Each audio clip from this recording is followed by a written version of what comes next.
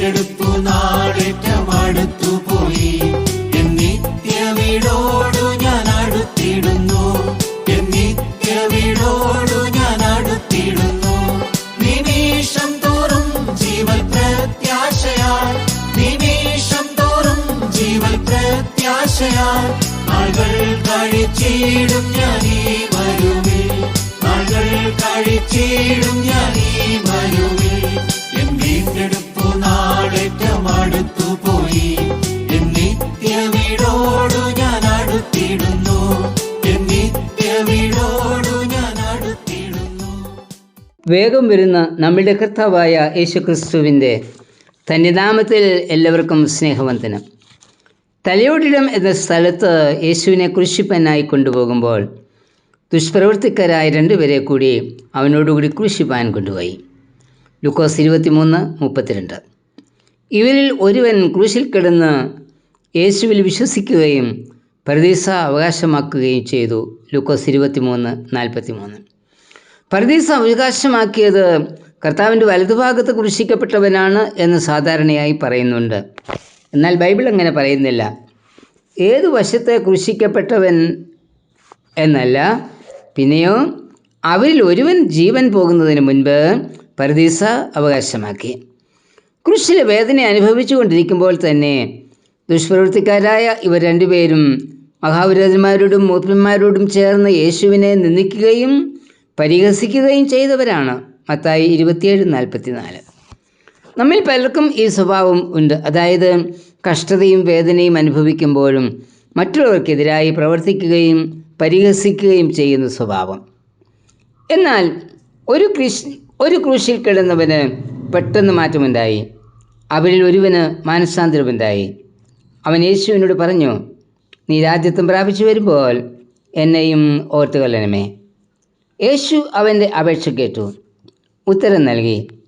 അവൻ പള്ളിയിൽ പോയില്ല, കുർബാന സ്വീകരിച്ചില്ല, പള്ളിക്കൊന്നും കൊടുത്തില്ല. എന്നാൽ യേശു രാജ്യത്വം പ്രാപിച്ചു വരും എന്ന് അവൻ വിശ്വസിച്ചു. വചനം പറയുന്നു, നിന്റെ പാപം എത്ര കടിച്ചുവപ്പായിരുന്നാലും കർത്താവ് നമ്മുടെ പാപങ്ങളെ പോക്കി ശുദ്ധീകരിക്കുന്നവനാണ്. യെശയ്യാ 1:18 പാപഭാരവുമായി യേശുവിൽ വിശ്വസിച്ച് യേശുവിൻ്റെ അടുക്കൽ ചെല്ലുന്ന ആരെയും അവൻ ഉപേക്ഷിക്കില്ല. പിന്നെയോ പാപം ക്ഷമിച്ച് പരദീസയ്ക്ക് അവകാശിയാക്കും. എന്തുകൊണ്ട് ഒരു കള്ളനിൽ മാത്രം മാനസാന്തരമുണ്ടായി? ക്രൂശിൽ കിടന്നുള്ള യേശുവിൻ്റെ പ്രാർത്ഥന അവൻ മാത്രമാണ് ശ്രദ്ധിച്ചത്. ഇവർ ചെയ്യുന്നത് ഇന്നത് എന്നറിയായിക്കൊണ്ട് ഇവർ ക്ഷമിക്കണമേ എന്ന് യേശുവിൻ്റെ പ്രാർത്ഥന അവൻ്റെ ഉള്ളിൽ തട്ടി. ആരിൽ നിന്നും ഒരിക്കലും ഉണ്ടാകാത്തൊരു പ്രാർത്ഥന, ആരും പ്രതീക്ഷിക്കാത്ത ഒരു പ്രാർത്ഥന. യേശു അനുഭവിക്കുന്നത് പോലെയുള്ള വേദനയാണല്ലോ ഞാനും ഇന്ന് അനുഭവിക്കുന്നത്. എന്നിട്ടും ഈ വിധത്തിൽ എന്നെ ഉപദ്രവിച്ചവർക്ക് വേണ്ടി പ്രാർത്ഥിക്കുവാൻ എന്തുകൊണ്ട് എനിക്ക് കഴിയുന്നില്ല എന്നൊരു പക്ഷേ അവൻ ചിന്തിച്ചിരിക്കാം. യേശു അരുതാത്ത ഒന്നും ചെയ്തിട്ടില്ല എന്നും എനിക്ക് ലഭിച്ച ശിക്ഷ ന്യായമായിട്ടുള്ളതാണെന്നും അവൻ മനസ്സിലാക്കി. ലൂക്കോസ് 23:41. ഈ ഒരറിവ് അവനിൽ മാനസാന്തരം ഉളവാക്കി. യേശുവിൻ്റെ വിശുദ്ധി ബോധ്യമാകുമ്പോൾ ആണ് നമ്മിലുള്ള അശുദ്ധി മനസ്സിലാകുന്നത്. നമ്മിലുള്ള അശുദ്ധി മനസ്സിലാക്കാത്തിടത്തോളം മാനസാന്തരം ഉണ്ടാവില്ല. 2. കുരിശിൽ യേശു യൂദന്മാരുടെ രാജാവ് എന്ന് എഴുതി പതിപ്പിച്ച മേലെഴുത്ത് അവൻ ശ്രദ്ധിച്ചു. പിലാത്തോസ് എഴുതിയ മേലെഴുത്ത് മാറ്റി എഴുതണം എന്ന് മത നേതാക്കന്മാർ ശഠിച്ചിട്ടും പിലാത്തോസ് അതിന് തയ്യാറായില്ല. യേശുവിനെ ക്രൂശിപ്പാൻ ഏൽപ്പിച്ചു കൊടുത്തതിന് ശേഷം ആ നീതിമാൻ്റെ രക്തത്തിൽ എനിക്ക് പങ്കില്ല എന്ന് പറഞ്ഞ് പിലാത്തോസ് കൈ കഴുകി. എങ്കിലും കുറ്റബോധം അവനെ വേട്ടയാടിക്കൊണ്ടിരുന്നു. തൻ്റെ തെറ്റ് യേശുവിൻ്റെ മുൻപിൽ ഏറ്റു പറഞ്ഞിരുന്നു എങ്കിൽ പിലാത്തോസിന് പാപമോചനം ലഭിക്കുമായിരുന്നു.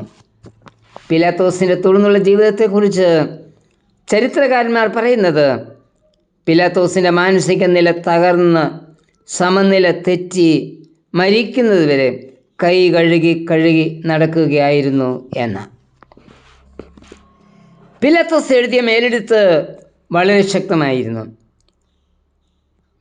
മേലെഴുത്തിൽ എഴുതി പതിപ്പിച്ച പിലാത്തോസിൽ വ്യതിയാനം ഒന്നും വന്നില്ല എങ്കിലും യഹൂദന്മാരുടെ രാജാവ് എന്ന മേലെടുത്ത് ദുഷ്പ്രവൃത്തിക്കാരിൽ ഒരുവൻ്റെ ജീവിതത്തെ മാറ്റിമറിച്ചു. യേശു രാജാവാകുന്നു എന്നും ഇവൻ ക്രൂശിൽ മരിച്ചാലും രാജാവായി വീണ്ടും വരും എന്നും അവൻ പൂർണ്ണമായി വിശ്വസിച്ചു. ആ വിശ്വാസത്തോടെയാണ് അവൻ പ്രാർത്ഥിക്കുന്നത്, യേശുവേ, നീ രാജ്യത്വം പ്രാപിച്ചു വരുമ്പോൾ എന്നെ ഓർത്തുകൊള്ളണമേ എന്ന്. 23:42. യേശു അതിന് ഉടൻ തന്നെ മറുപടി നൽകി, ഇന്ന് നീ എന്നോടുകൂടെ പർദീസായിൽ ഇരിക്കും. യേശുവിനെ രാജാവായി അംഗീകരിച്ച് അവൻ വീണ്ടും വരും എന്ന് വിശ്വസിച്ച് പ്രാർത്ഥിച്ച ഈ കള്ളനെ പോലെ വിശ്വാസി എന്ന് അഭിമാനിക്കുന്ന നമുക്ക് വിശ്വസിപ്പാനും പ്രാർത്ഥിപ്പാനും കഴിയുന്നുണ്ട്.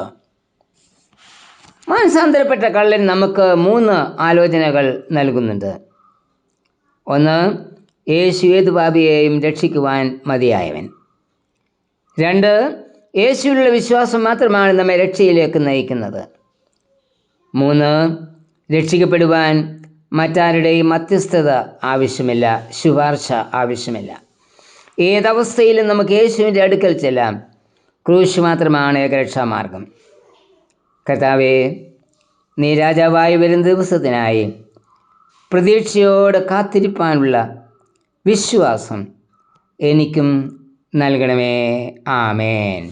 പാറാജലം ഞാൻ കുടിച്ചിടിലും, പാറാജലം